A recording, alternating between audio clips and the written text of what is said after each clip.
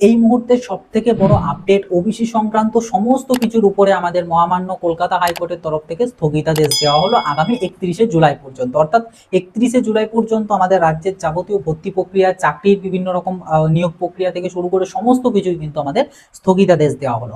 বিষয়টা কি বা আজকের যে কোর্টের যে হিয়ারিং ছিল বা যে জাজমেন্ট এসেছে সেখানে কি বলা হয়েছে সমস্ত কিছু বিস্তারিতভাবে জানাবো তোমাদেরকে আজকের এই ভিডিওটাতে। কাজে ভিডিওটা কিন্তু শেষ পর্যন্ত অতি অবশ্যই দেখবে, তা নাহলে বহু কিছু ইনফরমেশন কিন্তু মিস করে যেতে পারো। তার থেকেও বড় কথা, আমি তোমাদের ডাব্লিউবিজেই, জেনপাস ইউজি বা আমাদের এএনএম জিএনএম থেকে শুরু করে এই সমস্ত এক্সামিনেশনের ক্যান্ডিডেটদের জন্য বেশ কিছু গুরুত্বপূর্ণ কথা আমি তোমাদেরকে বলবো ভিডিও শেষের দিকে। তো অবশ্যই কিন্তু ভিডিওটা দেখবে আর এই ভিডিওটা সকলের সাথে শেয়ার করে দেবে যাতে কেউ এই ইনফরমেশনগুলো মিস না করে। আর ভিডিও ভালো লাগলে একটা লাইক করে দেবে। চ্যানেলটাই যদি নতুন হয়ে থাকো অবশ্যই চ্যানেলটাকে সাবস্ক্রাইব করে রাখবে, কারণ পরবর্তীতে বিভিন্ন রকমের আপডেট কিন্তু এই চ্যানেল থেকে তোমরা সর্বপ্রথম পেয়ে যাবে। এবার যদি আমরা আসি আপডেটে, দেখো তোমরা প্রত্যেকেই জানো আমাদের ওবিসি সংক্রান্ত, ওবিসি সার্টিফিকেট ক্যান্সেলেশন সংক্রান্ত কিন্তু একটা পরিস্থিতি গত বছর থেকে সৃষ্টি হয়েছিল, যেটা এখনো পর্যন্ত কিন্তু বহাল রয়েছে। মাঝে মধ্যে এটার একটা আলোর দিশা আসছে, আবারও সেই বিষয়টা একদম পুরো জট পাকিয়ে যাচ্ছে। তো তেমনটাই আবারও হয়েছে। তোমরা জানো বেশ কিছুদিন আগে আমাদের ওয়েস্ট বেঙ্গল গভর্নমেন্টের তরফ থেকে একটা লিস্ট প্রকাশ করা হয়েছিল, 140টা সাবকাস্টের লিস্ট, এবং বলা হয়েছিল এই যে 140টা সাবকাস্ট এগুলোই কিন্তু ভ্যালিড, বাকি যারা ছিল আগে কিন্তু এই লিস্টে নাম নেই তাদেরগুলো ইনভ্যালিড হয়ে গেলো। যদিও আমি সেই ভিডিওতে, আমি ভিডিও যেটা দিয়েছিলাম সেখানে ভিডিওতে অনেকে কমেন্ট করেছিল, প্লাস ভিডিওতেও আমি বলেছিলাম যে এটা এখন জাস্ট প্রকাশ করা হয়েছে বা মানে বলতে পারো গভর্নমেন্টের তরফ থেকে মানে পাবলিশ করেছে। এবার ওইটা যে অ্যাপ্লিকেবল হয়ে গেল আজকের থেকে বা কালকের থেকে এমনটা নয়, এটাতে এখন কোর্টের অ্যাপ্রুভাল দিলে তবেই এটা প্রপারলি ভাবে অ্যাপ্লিকেবল হবে, আদারওয়াইজ ওটা অ্যাপ্লিকেবল হবে না। তো ফাইনালি সেটাই হয়েছে, কারণ বেশ কিছু এমনও ক্যাটাগরি রয়েছে যে ক্যাটাগরিগুলো বা যে ক্লাসেসগুলো আর কি ওবিসিদের থেকে বাদ পড়ে গিয়েছে, বাট তারা হয়তো বা ওবিসিদের যোগ্য। তো যে কারণে তাদের তরফ থেকে কিন্তু আমাদের হাইকোর্টে একটা মামলা করা হয়েছিল যে এই যে লিস্টটা বের করা হয়েছে এটা প্রপার সমীক্ষা করা হয়নি বা একটা লিমিটেড এরিয়ার মধ্যে সমীক্ষা করে লিস্টটা তৈরি করা হয়েছে, যে কারণে অনেক কাস্ট কিন্তু এটা থেকে বাদ পড়ে গিয়েছে। তো এটা নিয়ে একটা মামলা করা হয়েছিল এবং সেই মামলার রায়দান দেওয়া হলো আজকে, এবং আজকে জানানো হলো ওবিসি সংক্রান্ত সমস্ত কিছুর উপরে স্টে লাগানো হলো, অর্থাৎ স্থগিতাদেশ দেওয়া হলো, এবং আগামী জুলাইয়ের তৃতীয় সপ্তাহের দিকে কোনো একটা ডেটেতে সেটা পরবর্তীতে জানানো হবে। তো জুলাই মাসের তৃতীয় সপ্তাহের দিকে এটা নেক্সট হিয়ারিং বা পরবর্তী শুনানি কিন্তু আমাদের হবে। এবার জুলাইয়ের 19 তারিখের দিক করে আমাদের সুপ্রিম কোর্টেও একটা হিয়ারিং রয়েছে, নেক্সট হিয়ারিং রয়েছে ওবিসি কেস সংক্রান্ত।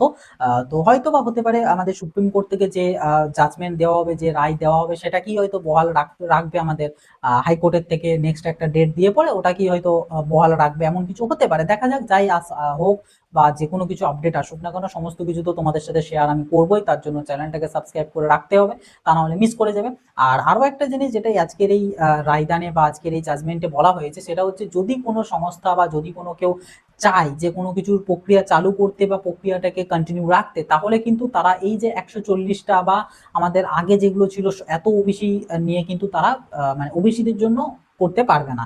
তারা যদি চায় ওবিসি হিসাবে সংরক্ষণ দিতে কোনো কিছুর জন্য, তাহলে ওবিসিদের যে 66টা কাস্ট রয়েছে, যেটা প্রথমে আমাদের মে মাসের নাগাদ করে যে 66টা লিস্টের বা যে 66টা সাবকাস্টের কথা বলা হয়েছিল, আমি তোকে স্ক্রিনেতেও দিয়ে দিচ্ছি। তো এই যে 66টা সাবকাস্টের থেকে যারা বিলং করছো তারাই অ্যাকচুয়াল ওবিসির যোগ্য, এবং তাদেরকে নিয়েই ভর্তি প্রক্রিয়া বা তাদেরকে নিয়ে সমস্ত কিছু প্রসেস প্রক্রিয়াগুলোকে কিন্তু করাতে হবে, এবং ওবিসিদের জন্য সংরক্ষণ থাকবে 7% যদি কেউ চায়। আদারওয়াইজ এখন আপাতত 31শে জুলাই পর্যন্ত কোনো রকম কোনো প্রক্রিয়া আমাদের ফার্দার কন্টিনিউ হবে না। এটা হচ্ছে আজকে রায়দানে জানানো হয়েছে। এবার যদি আমি তোমাদেরকে বেশ কিছু কথা বলি আমাদের বিভিন্ন স্তরের ক্যান্ডিডেটদের উদ্দেশ্যে, দেখো প্রথম যদি আমি বলি ডাব্লিউবিজেই দের জন্য, দেখো ডাব্লিউবিজেই ক্যান্ডিডেটরা তোমাদের তো এক্সাম বা সমস্ত কিছু কমপ্লিট, এবং তোমরা যখন ফর্ম ফিল আপ করেছিলে অনেকেই আছো যারা ওবিসি হিসেবে ফর্ম ফিল আপ করেছিলে, বাট এই 66টার মধ্যে তোমরা পড়ছো না। তো সেক্ষেত্রে তাহলে কি হবে তোমাদের? দেখো এখানে বিষয় হচ্ছে ডাব্লিউবিজেই চাইলে হয়তো রেজাল্ট বের করে দিতে পারে, রেজাল্ট নিয়ে তো বিরাট কিছু ইম্প্যাক্ট আমাদের পড়বে না মানে এই ওবিসিদের জন্য। মেন যে প্রবলেমটা আসবে সেটা কাউন্সেলিং এ, অনেক ক্যান্ডিডেট আছে কাউন্সেলিং এ যারা এনসিএল শো করাতে পারবে না, এবং যেটার জন্য তাদেরকে জেনারেলে কনভার্ট হয়ে যেতে হবে, তো তাদের একটা হিউজ লেভেলের প্রবলেম হবে। তো যে কারণে ডাব্লিউবিজেই এখন আমাদের রেজাল্টটাকেও একটু ডিলে করছে, এবং যেটা আপডেট আসছিল যে আগামী 20-22 তারিখ নাগাদ করে রেজাল্ট বেরিয়ে যেতে পারে, বাট এখন সেটাও এখন অনিশ্চিত হয়ে গেল, কিছু করা যাবে না বা এখন বলা যাচ্ছে না। এবার ডাব্লিউবিজেই বোর্ডও যদি চায় তাহলে ওই 7% সংরক্ষণ আর ওই 66টা কাস্টকে নিয়েই তারা ওবিসির বিষয়টাকে হ্যান্ডেল করতে পারে। ওকে, নেক্সট যদি বলি এবার জেনপাসদের জন্য, জেনপাস এবং এএনএম জেএনএমদের জন্য, দেখো আমি জানি তোমাদের মানে টেনশন তোমাদের সব থেকে বেশি ডাব্লিউবিজেই ক্যান্ডিডেটদের থেকেও, কারণ ও ডাব্লিউবিজেইদের তো তাহলেও এক্সাম হয়ে গিয়েছে, বাট তোমাদের সেটা তো দূরের কথা, তোমাদের ফর্ম ফিল আপ পর্যন্ত এখন হয়নি এবং কোনো আপডেট নেই যে এক্সপেক্টেড কোন মার্কসে তোমাদের পরীক্ষা প্রক্রিয়ারে হতে পারে। তার পাশাপাশি তোমাদের তো বিভিন্ন কলেজ তো যারা মানে তোমাদের ভালো কখনো চায় না, যারা তাদের নিজেদের বিজনেসটাকেই বাড়াতে চায় এবং নিজেদের বিজনেসটুকুই শুধু বোঝে, তারা তো আছেই তোমাদেরকে ফান্ড পেতে মানে একদম গ্র্যাব করতে চাইছে, তোমাদেরকে ফোন করছে, বলছে আজ এই বছর এক্সাম হবে না, এই হবে না, সেই হবে না করে তোমাদেরকে আরো ডিমোটিভেটেড করছে। বাট আমি তোমাদেরকে আগেও বলেছি, আবারও বলবো, পরীক্ষা তোমাদের হবেই, তাতে দেরি যতই হোক না কেন পরীক্ষা তোমাদেরকে কিন্তু দিতে হবে এবং পরীক্ষার থ্রুই তোমরা বিএসসি নার্সিং, প্যারামেডিক্যাল এই কোর্সগুলোতে ভর্তি হতে পারবে। হ্যাঁ, যাদের এত দেরি আর সহ্য হচ্ছে না, এত ইয়ে হচ্ছে না এবং যাদের খুব টাকা রয়েছে তারা চাইলে ডাইরেক্ট অ্যাডমিশন নিতে পারো, যারা সব ফোন টোন করছে তাদের কলের মারফত চলে গেলে বা নিজে গিয়ে ভর্তি নিয়ে নিলে। কিন্তু যারা মানে যাদের মেরিট রয়েছে এবং যাদের মনে হয় তুমি জেনপাসের থ্রু একটা গভর্নমেন্ট কলেজ নিজে অ্যাচিভ করতে পারবে, বা গভর্নমেন্ট কলেজ যদি নাও পারো তুমি একটা ভালো কলেজ বা একটা টপ কলেজ তুমি পেয়ে যেতে পারবে, যেখানে তোমাকে বেশি টাকা খরচা করতে হবে না, ডোনেশন হিসেবে এক্সট্রা টাকা দিতে হবে না, তো তাদেরকে বলবো তোমরা একদমই ডিমোটিভেটেড হবে না। আর এই সমস্ত পার্সনদের থেকে মানে ফাঁদেই পড়বে না। এবং যদি কল এসে জাস্ট বলে যে অমুক কলেজ থেকে বলছে, XYZ কলেজ থেকে বলছে, সিম্পলি মুখের উপরে কলটাকে কেটে দেবে, তা না হলে তোমাদেরই প্রবলেম, কারণ এক্সাম তোমাদের হবেই, ওই সকল ফালতু কথাতে তোমাদের কান দিয়ে লাভ নেই। আর গার্জেনদের উদ্দেশ্যে বলবো, কারণ অনেক ক্যান্ডিডেট আমাকে বলছিল যে দাদা বাড়িতে জিনিসটা কি করে বলবো, বাড়িতে এই সকল বুঝছে না, বাড়িতে শুধু বলছে পরীক্ষা কবে হবে, তোরা কলেজ কবে যাবি। তো দেখুন, আপনাদের উদ্দেশ্যে বলবো মানে এইভাবে প্রেশারাইজ করারও কোনো প্রয়োজন নেই, কারণ এখানে ক্যান্ডিডেটদেরও কোনো প্রবলেম কিছু নেই, এখানে ক্যান্ডিডেটদের কিচ্ছু করার নেই এবং মানে ইভেন কারোরই কিছু করার নেই, আপনার আমার কারোর কিছু করার নেই, যা হচ্ছে সমস্ত কিছু আমাদের গভর্নমেন্টের সাথে কোর্টের এই মানে এই হিসাবেই চলে যাচ্ছে, এখানে আমাদের আপনাদের কারোর কিছু করার নেই। তো ক্যান্ডিডেটদের উপরে প্লিজ কোনো রকম কোনো প্রেসারাইজ করবেন না, সমস্ত প্রক্রিয়া হবে, আস্তে আস্তে হবে, হয়তো এবছর একটু ডিলে হচ্ছে কিন্তু কিছু করার নেই, কারণ ইস্যুটা অনেক বড়। তো এই যে যেমন কিছুদিন আগে তো ম্যাটারটাকে ঠিক করা হলো, 140টা ক্যাটাগরিকে দেওয়া হলো, কিন্তু ওই যে বাকি ক্যাটাগরিদের তরফ থেকে আমাদের মামলা হয়ে গেল।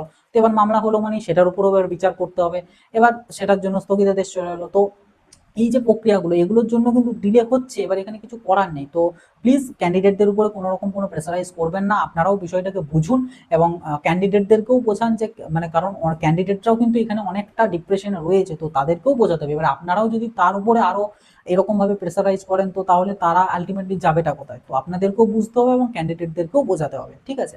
আর তোমাদের এটুকুই বলবো ক্যান্ডিডেটদের উদ্দেশ্যে যে জেনপাসের পরীক্ষা তোমাদের হবে, এএনএম জিএনএম এর পরীক্ষাও তোমাদের হবে, ডিলে হবে, দেরি হবে, হয়তো আগস্টের শেষ দিকে হবে বা সেপ্টেম্বরের দিকে হয়তো পরীক্ষা হবে, পরীক্ষার পর হয়তো এবছর আর বেশি টাইম নেবে না রেজাল্ট বার করতে বা কাউন্সেলিং প্রক্রিয়া শুরু করতে, পুজোর আগেই তোমাদের মোটামুটি সবকিছু কমপ্লিট কিন্তু হয়ে যাবে, তাতে যখনই পরীক্ষা হোক বা যেমনই হোক না কেন, আশা করি পুজোর আগেই কমপ্লিট হয়ে যাবে এবং পুজোর পর তোমাদের কলেজ যাওয়া শুরু হয়ে যাবে। বাট তবু হয়তো একটু প্রসেস প্রক্রিয়াটা ডিলে হচ্ছে, বুঝতে পারছি, কিন্তু কিছু করার নেই, তোমাদেরকে বলবো ধৈর্য ধরো, সমস্ত কিছু হয়ে যাবে।